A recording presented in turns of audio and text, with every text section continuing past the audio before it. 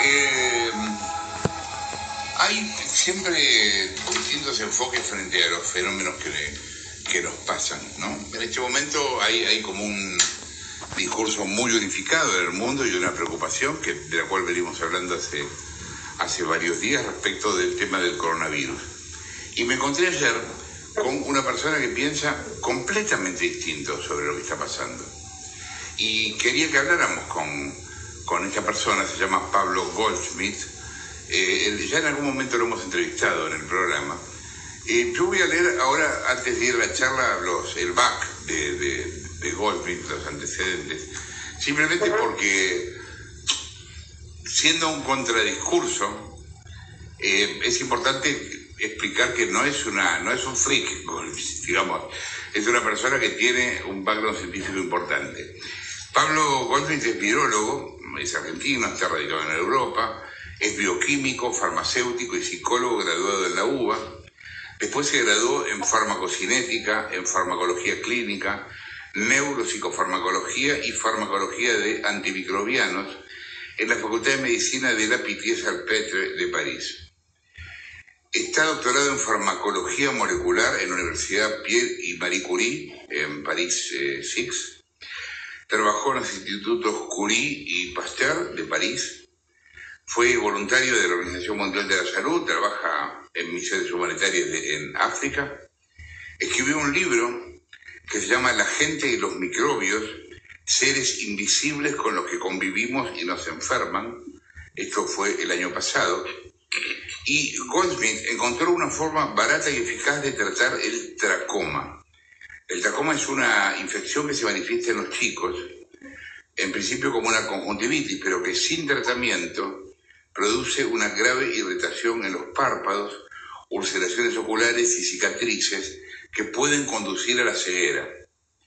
Fue premiado por aplicar ese tratamiento en Guinea-Conakry, considerado el país más pobre del mundo. Esto es nada, un resumen de la persona que está en el teléfono, que se llama Pablo Goldschmidt. ¿Qué tal, Pablo? ¿Cómo estás? Jorge Hernández te habla. Hola, buenas tardes. Vos dijiste que el pánico ante el coronavirus es injustificado y quería escuchar tus argumentos. Sí, mire, lo primero que yo pienso es que es muy fácil en este momento para cualquier persona que esté en una sociedad de hablar de acoso sexual o de acoso moral, de abuso de niños. Todo esto parece como que las variables son conocidas. Yo lo que diagnostico es que hay un nuevo fenómeno que yo llamaría el acoso científico, en el cual no es un individuo, pero todo un planeta está siendo acosado por noticias que crean pánico y terror, que se generan en Suiza en la Organización Mundial de la Salud. ¿Y qué tal? Ese pánico se genera por cálculos matemáticos en los cuales si pasa tal cosa es epidemia y si pasa tal cosa es pandemia. Pero además se hacen reglas de tres. Entonces, por ejemplo, en la época del H1N1 se decía que el virus porcino que venía mezclado con virus de aves y la gripe española produjo tantos muertos, este virus va a producir entre 5 y 50 millones. Por suerte, repito, en ese momento de ya en la parte de la nación, cuando iban a cerrar las facultades, los estadios de fútbol, y explico que todas las cuentas están mal, y que por suerte la referencia está en el Día de la Nación. Cuando explico que no se pueden hacer reglas entre lo que pasó en el año 1919 y 1918, en el año 2009. ¿Por qué? Porque la gente que se enfermaba de gripe puede complicar un resfrío o la gripe con bronquitis o neumonía. En esa época no había antibióticos, entonces vamos a sacarle un cero al cálculo del OMS, pero tampoco había respiradores, saquémosle otro cero. No había la mejor aerosoles y no había formación en terapia intensiva para enfermedades pulmonares. La conclusión es que cuando uno toma en cuenta eso, no pasa de 5 a 50.000 personas y hubo menos que represión. Mientras tanto se creó pánico en México, se cerraron aeropuertos y después se cargo y culpa, la directora del OMS dice la expresión no solo alcanzada. No fueron alcanzadas por el daño y el mal estaba hecho. Es lo mismo que está pasando ahora que yo trato de explicar. Desgraciadamente, cuando uno está en un cargo político y no tiene el manejo técnico, necesita de asesores y de consignas. El poder político sigue consigna de quién? De la Organización Mundial de la Salud. Es una entidad unilateral en la que no hay debate contradictorio. Esta gente dice que hay que cerrar aeropuertos, que hay que encerrar a la gente, y usted lo tiene que hacer, porque si no, no cumple con el consejo de esta autoridad, que no tiene ningún tipo de discurso que se oponga o que les explique que se están equivocando en el sistema nacional. Esta es la presentación del problema. Ahora usted me dice, ¿y de dónde puedo yo expresarme de esta manera? Solo, señor, la nota con evidencia científica. El resfrío común lo producen los coronavirus, los rinovirus, los adenos y los metapneumas. ¿Sí? Hay más de 100. Yo hice un libro que se llama La gente y los microbios, donde todo esto lo expliqué ya y que ya la veía venir. Por eso lo escribí. Ahora, uno se resfría, usted se acuerda que cuando éramos chicos en la escuela, que se apuntaba, decía, todo el mundo se agarró una peste, está todo el barrio resfriado. Sí, eran por ahí coronavirus o por ahí rinovirus y no se cerró en ningún aeropuerto. Y no había pánico, y no lo que está pasando ahora, que en el supermercado la gente está comprando pañales y fideos y sobre los changuitos con la gente enloquecida por comunicados de prensa generados en comunicados de sustancia. Que los resfriados nos resfriamos sí, todos los años, y la gente se resfría y puede toser. Ahora, hay seres humanos que están predispuestos a que un resfrío banal se convierta en una bronquitis, una neumonía. Hasta ahí todos lo sabemos. Todos los virus respiratorios lo pueden producir. ¿Qué pasa? Que cuando una persona tiene neumonía, hay que saber, la mando a la casa, la interno. Pero si la interno, el médico está formado como para decidir primero si los análisis de sangre, por ejemplo, los dímeros y los linfocitos, si los linfocitos están bajos, dímeros positivos, y si me parece que acá hay un problema viral, lo mando a hacer o una resonancia o una tomografía. ¿Por qué? Porque se sabe que al principio de la neumonía hay imágenes típicas. Con esos 3 criterios uno dice, hasta que me den el resultado, esta persona tiene neumonía, que puede ser a coronavirus o no, la interno y la pongo en un protocolo. No sé si usted me sigue, pero yo voy a un hospital, necesito que el médico esté bien formado, que disponga de un laboratorio, que haya camas de terapia intensiva, que haya respiradores mecánicos artificiales y aerosoles.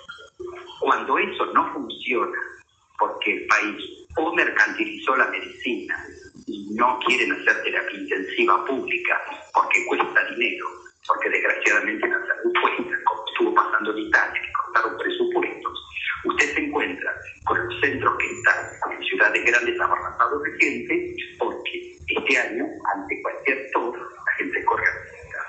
Entonces, ¿qué es lo que está pasando con este virus? Este virus no es responsable de ningún tipo de enfermedad más grave que a lo mejor, lo digo mejor que lo que nosotros ya conocemos, los virus respiratorios, pero está denunciando que hubo un abuso en la manera en que ciertas autoridades cortaron presupuestos de salud, sacaron servicios de terapia intensiva, pero además que los ministerios de educación no hicieron hincapié en la buena formación del personal. ¿Por qué? Porque médicos, bioquímicos y farmacéuticos tienen que estar muy preparados para poder enfrentarse. Terapia intensiva es una especialidad que hay que hacerla, que hay que formarse. La neumología terapia intensiva tiene procedimientos. Usted sabe que ahora se acaba de publicar datos que en China, donde se registran estos procedimientos con un algoritmo claro y preciso, la gente se salva. Donde no, la gente se muere. De nuevo, una persona que se resfría y que se muere, la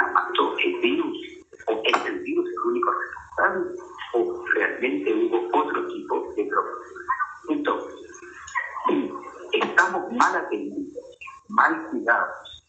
Si la salud pública no es un derecho constitucional, pero es un negocio, no se está teniendo en cuenta que hay que cuidar bien a la gente, sobre todo a la gente mayor, que tiene bronquitis, a los fumadores, a los que están inmunosuprimidos porque tienen inmunosupresión viral, a la gente que, por ejemplo, está mal alimentada o mal calefaccionada y que llega a un hospital y el médico tiene 50 personas que están sufriendo y que están mal pagos y que encima no durmió y que el laboratorio no tiene reactivos y que no tiene cama.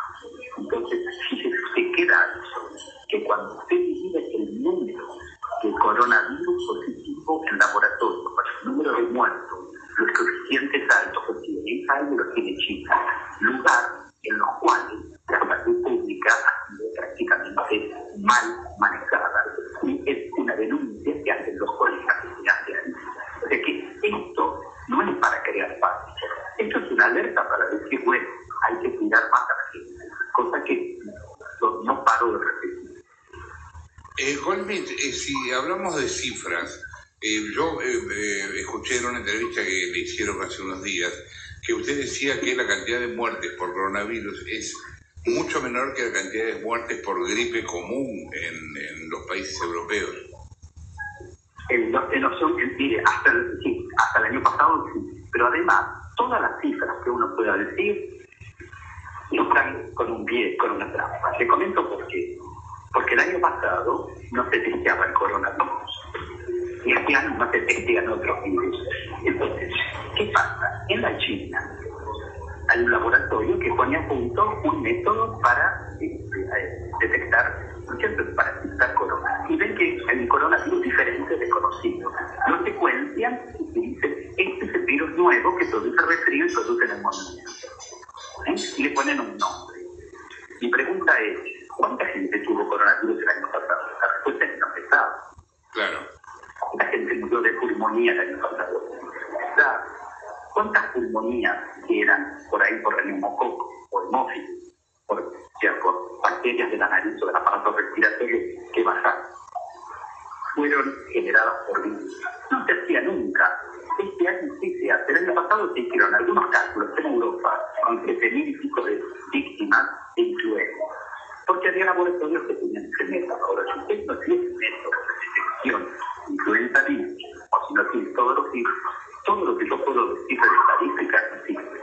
Lo único que les puedo decir es que cada vez que están dando cifras, hay que decir cuánto se puede pasar. Y de ahí que yo me opongo a hablar de epidemia, yo hablo de brote, porque si quiere epidemia, que hay un pico. Si usted me dice hay un pico, me dice, bueno, perfecto, y la línea de base decide cuánto fue el año pasado, cuánto fue el 2017, no sé. Entonces ahora encontramos un brote con un virus, pero no sabemos si ya estaba o estaba la realidad.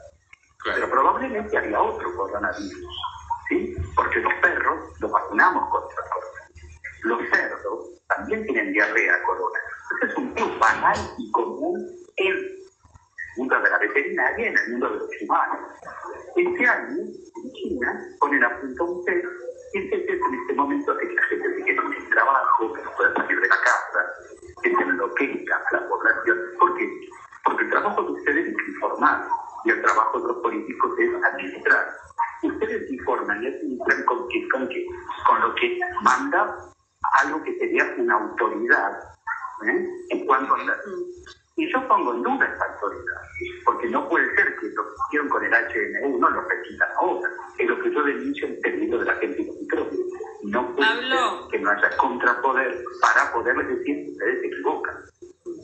¿Cómo le va? Soy Jessica Bossi. Le quería consultar si usted le quita relevancia a la aparición de un nuevo virus, que creo que es eso lo que enciende alarmas, para el que no hay vacuna, por eso se entiende que se está investigando. ¿Usted le está quitando relevancia a que sea un nuevo virus y al que no existe ninguna vacuna para combatirlo hoy? No, le voy a contar.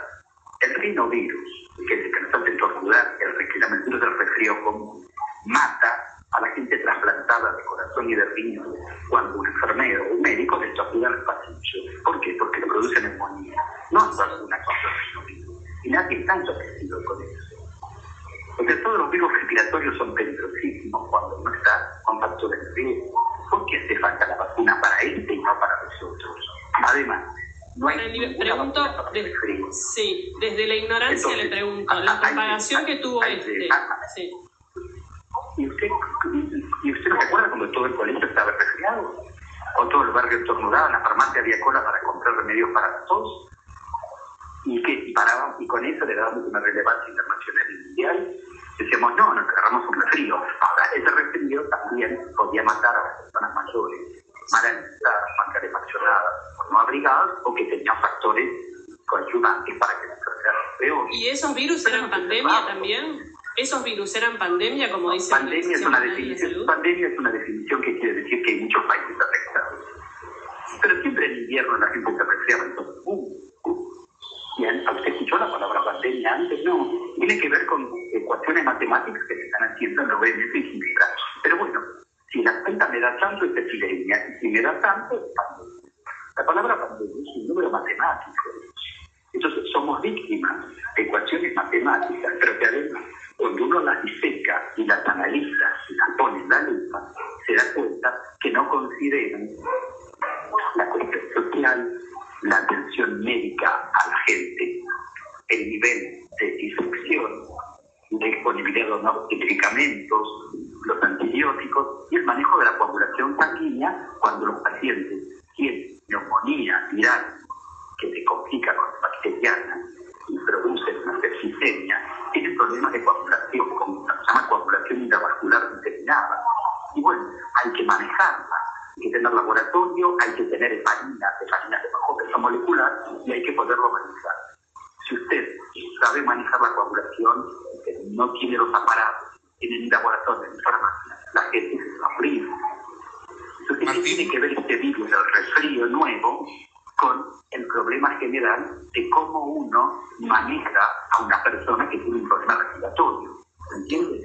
Doctor, buen día. Martín Tetas lo saluda. ¿Cómo le va? Buenos días, ¿cómo le va? Dos datos que quiero contrastar con usted, que son los que me preocupan particularmente a mí. El primero, de acuerdo a los datos del United States Center for Disease Control and Prevention, la tasa de mortalidad de un resfrío común en la población de riesgo mayor a 65 años es 0,83%, pero la del COVID-19 es 8,23%, o sea, 10 veces más la tasa de mortalidad. El segundo dato que quiero contrastar con usted... Perdón, sobre todo en Italia y en China, ¿sí? No, es en Corea del Sur. El dato que le estoy diciendo es en Corea del Sur, que tiene un sistema de salud bastante mejor, me parece, que el de... Pero ¿se vio cuánta gente falleció en Corea y cuántos positivos hubo? Poquísimos. Claro, pero el problema es la población, no es el total, el promedio es medio engañoso, sino el de la población en riesgo, que es la que tiene más de 65 años. Este es el primer dato que usted refuta este dato, dice que no es así. No es 10 veces más grande la tasa de mortalidad de este virus que la del resfrío. No, perdón. Yo no sé cómo se controla eso, no le puedo dar respuesta. Son cifras que el 8% no es, porque hoy la mortalidad es muchísimo más baja. En la población, estoy hablando de la población mayor de 64 años. Sí, si usted mira los datos en lugares en los cuales la terapia intensiva tiene los protocolos precisos, y usted compara grupos comparables, o sea, gente con bronquitis con gente con bronquitis, porque ser mayor de 65 años no quiere decir nada.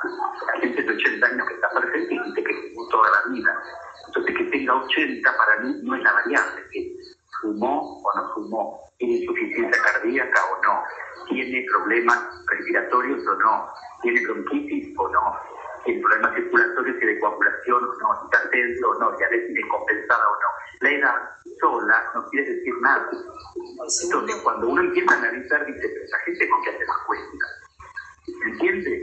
Claro, el segundo dato que somos mayores, sí, aspecto, pero toda la persona, por el hecho de ser mayor, significa que es candidata a la enfermedad o hay otros cofactores además de los años. Y eso es lo que me parece que hay que poner en tela de juicio. No, está bien, pero si se comprueba, doctor, si se comprueba que la tasa de mortalidad es 10 veces más grande, es la primera preocupación. Y la segunda, ese dato me parece que es clave refutarlo o no. Y el segundo dato que le sumo... Perdón, usted me dice que no se compara. Usted está diciendo con gente mayor, yo le digo perfecto. Sí. Y la gente mayor se muere de neumonía. Ahora, vamos a diferenciar en grupo y vamos a ver si la gente que fallece tuvo coadyuvantes o no, o solamente fue la edad lo que lo mató.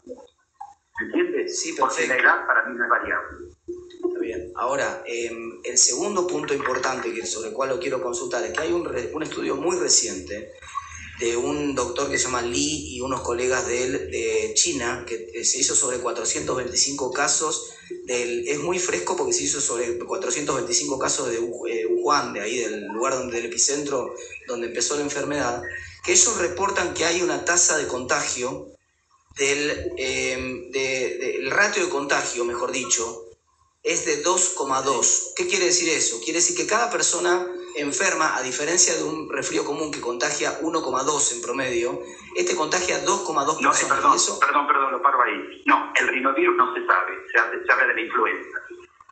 Él no, estoy hablando con influenza virus. Claro. Él no habla del rinovirus, que es el virus del resfrío común. Perfecto, pero si la tasa es 2,2 por persona, tenemos crecimiento exponencial. Doctor, si la tasa es 2,2 por persona de contagio, estamos frente a un problema de crecimiento exponencial. Y los problemas de crecimiento exponencial, ayer lo dijo alguien en las redes sociales que me pareció brillante la frase, el momento de atacar, cuando usted se enfrenta con un problema de crecimiento exponencial, el momento de atacarlo es justamente cuando parece demasiado temprano, porque después es tarde. Pero dígame una cosa, ¿alguna vez en Argentina se tomaron medidas para el crecimiento exponencial del resfrío, los chicos en los colegios? Pero hubo crecimiento exponencial del resfrío también. Nosotros. ¿Cómo? ¿En qué momento hubo crecimiento? Le pregunto, ¿en qué momento hubo un crecimiento exponencial? ¿Usted no se acuerda que en las clases estaban todos los chicos resfriados, o todo el barrio, toda la familia? Eran rinovirus o coronavirus. ¿Qué pasa que este año sobre esa tasa tiene tanto valor, ese 2.2? ¿Qué sabemos nosotros si cuando alguien llegaba a la clase, al colegio, y pegaba un paso junto, contagiaba toda la clase, y después saltaba la mitad de los chicos porque estaban resfriados en la casa? Se entiende que todo esto se está inflando, se mete en burbujas y se habla de tasa de contagio y no se compara con otros virus y con otros años. Por eso, el estudio histórico de las enfermedades, el análisis clínico, tiene que hacerse. Usted me dice, una persona contagia 2,2. Muy bien. Yo estoy con un resfrío, ¿sí? Estoy moqueando, estoy tosiendo, me duele la garganta, voy a un lugar, empiezo a estornudar. ¿Cuánto se contagia? No lo sé. Entonces, sí sé que le hicieron el test de la influenza, pero del resfrío común no. Está bien, pero hay un estudio. De hecho, los números que le estoy diciendo surgen de un artículo. Sí, lo estoy viendo en este. Bueno, se lo comento. Se llama Estimates the Reproduction Number for Seasonal Pandemic and Zoonotic Influenza, a Systematic Review of the Literature. Es un estudio de Matthew Biggerstaff. Lo estoy viendo en este momento. Ahí está. And zoonotic influenza. And quiere decir y zoonotic influenza. O sea, está mirando, es un estudio que está mirando un resumen de la literatura sobre las tasas de reproducción de este tipo de virus. Y llega a la conclusión de que en general los resfríos tienen una tasa de 1,3 por cada persona contagiada y este virus tiene una tasa de 2,2. Si realmente eso es cierto, yo estoy de acuerdo con usted. Si disputamos las cifras y eso no es así, yo no sé porque, perfecto. Perdón, yo no sé, tendría que mirar la metodología no la conozco. Lo que yo le puedo decir es que si usted está hablando de influenza, lo acepto. Si me habla de common cold, que es el resfrío común, ahí tendríamos que sentarnos a pensar. Pero como acá no hablan de common cold, porque nunca se hizo, nadie sabe la tasa de difusión del resfrío, que es lo que habría que hacer. A partir de ahí, esto es interesante porque aporta un elemento, pero no merece ningún tipo de alerta. Porque yo quiero saber cuántas veces todo el colegio estaba resfriado, porque llegaban 2 o 3 chicos el lunes que estornudaban. Entonces, se está armando ecuaciones con cosas y parece como que no existe la historia de infectología. Doctor, yo no creo que sea más peligroso el corona que otros, de ninguna manera, ni más contagioso. En la ecuación china sí, en otros lados no, porque no estaríamos todos ya en Italia, ¿no? Por ejemplo. Con los vuelos. Doctor, buenos días, Julio lo saluda. Le hago una pregunta, porque estamos como encarando el tema, si es el más veloz, el más reproductivo, si es el más mortal en un segmento de la sociedad, pero ahora los problemas se los enfocamos como si estuvieran en el éter. Es un problema en sí. O sea, este virus, con esta tasa de reproducción, con esta tasa de mortalidad, en el tipo de poblaciones que tenemos, envejecidas o no, con el tipo de salud que tenemos en este momento pública, ¿es o no un problema grave? Mire, Yo, las tantas no las evoqué yo, me las presentaron ustedes. Yo lo único que les digo es que este virus es un virus como cualquier virus respiratorio, que produce resfrío y gripe, y la gente mal atendida produce pulmonía. Y cuando la gente que atiende a la gente con pulmonía está mal formada y no tiene equipo, el paciente se le va a morir. Entonces yo le contesto, sí es un problema la salud pública en países como los nuestros, sí es un problema que no hay drogas quizás en todos los hospitales, sí es un problema cómo nos cuidamos nuestra higiene, y todos esos sí que están en su variable termina dando una cuenta, y esa cuenta es la velocidad que está tomando este virus, el despliegue y el riesgo que está tomando. Eso me parece lo importante en esto. Pero ¿por qué este virus sí? ¿Por qué el virus, los rinovirus del año pasado no? Porque quizás, ¿Cuánta gente tuvo? Mire, yo me dedico a la informática, no sé nada de lo que es medicina, pero siempre hay un factor que es, cuando uno toma una decisión para enfrentar un problema, tiene que tomar el arma necesaria para mitigar el riesgo necesario. Entonces, ¿qué significa esto? Usted no va a matar con una bazuca una hormiga arriba de una mesa. Entonces, quizás la hormiga no molesta a nadie. Eso yo estoy de acuerdo, y no es el tema que estamos hablando. Estamos hablando si este virus es un problema, si hay pandemia, y si hay que estar asustados. Mi postura es, yo no me asusto, no creo en el concepto de pandemia como se expresa hasta ahora, y no hay que aterrorizar a la gente con cálculos ni estadísticos ni informáticos. Hay que mostrar la realidad. La realidad es que estamos con un virus del resfrío, que produce resfrío o gripe, que se puede complicar, y para la complicación hay que tener gente formada y bien equipada para atenderlo. Todo lo demás a mí no me ayuda para que la gente esté bien atendida y bien formada, que es lo único que se necesita hoy. Marina. Doctor Goldschmidt, Marina Calabro lo saluda, ¿cómo le va? Superando un poco esta discusión de si es brote, es pandemia y esta cuestión estadística, yo rescato de su análisis que hasta ahora estaba muy instalada la idea de que el éxito en el combate contra el virus estaba asociado a los mecanismos de control social, y usted dice que está más bien asociado a cómo funciona la salud pública. Rescatando esta idea, ¿cómo está la Argentina para enfrentar esto que usted define como brote y la OMS como pandemia? Mire, no lo sé porque yo no audité los servicios públicos argentinos.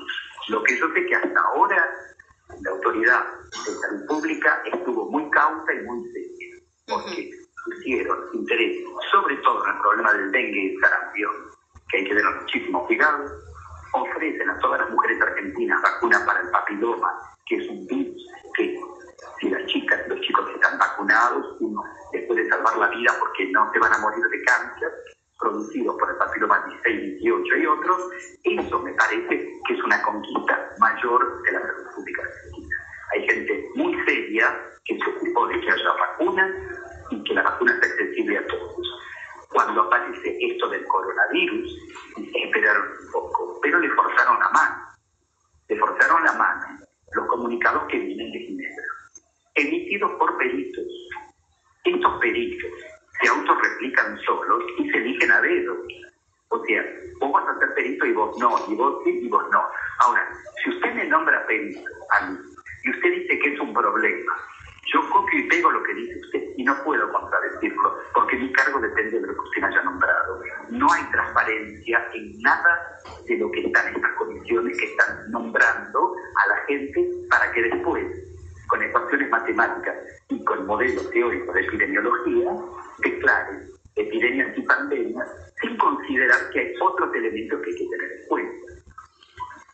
Gracias, Golmi, por la comunicación. Pablo Goldfield, quien hablaba, virólogo argentino radicado en Europa. Son las 11.